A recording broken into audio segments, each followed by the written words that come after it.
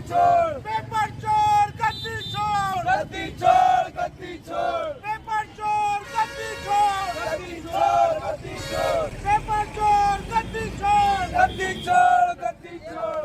देखिए, जिस तरह से यहाँ के नौजवानों को, बेरोजगारों को मूर्ख बनाने की कोशिश की जा रही है, जिस तरह से हाकम सिंह तो एक आई मोहरा दिख रहा है, इसके पीछे, पर्दे के पीछे कौन है ये नहीं पता चल रहा है। जिस तरह से पेपर लीक हो रहे हैं, गांव के गरीब छात्र जो सालों साल, वर्षों वर्ष जो है मेहनत कर रहे हैं, पढ़ाई कर रहे हैं, और जाके जब पेपर देने जाते हैं, इतनी दूर दूर से पेपर देने यहाँ से देहरादून जाते हैं और पता चलता है कि पेपर लीक हो गया है। कहीं ना कहीं ये सरकार की मिली भगत है, इनकी सेटिंग है, ये कोई चीज़ें लागू हो गई हैं। वरना मेरे को लगता है कि जो भी छात्र है, जो भी बेरोजगार मेहनत कर रहे हैं, ये कितना ही सही लिखे आए, कितना ही कुछ लिखे आए, सब बेकार है। इस सरकार की मंशा कहीं ना कहीं इन युवाओं के पेट पर लात मारने की और भ्रष्टाचार से अपने लोगों को उन कुर्सियों में बैठाने की है।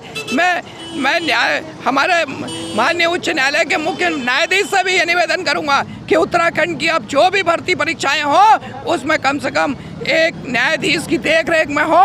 इस सरकार से युवाओं का विश्वास पूरी तरह से उठ चुका है और मैं युवाओं का भी आह्वान करना चाहता हूँ कि निज हक होकर बैठ रहना यह महादुष्कर्म है। न्यायार्थ अपने बंधु को भी दंड देना धर्म है। अब समय आ गया है सड़क पर उतर कर आर पार की लड़ाई लड़ने का, और उन नौजवानों की लड़ाई में जहाँ तक भी हमारा सहयोग होगा, हम पूरे शक्ति के साथ, पूरी ताकत के साथ इस लड़ाई को लड़ने का काम करेंगे और इस सरकार को बेनकाब करने का काम करेंगे।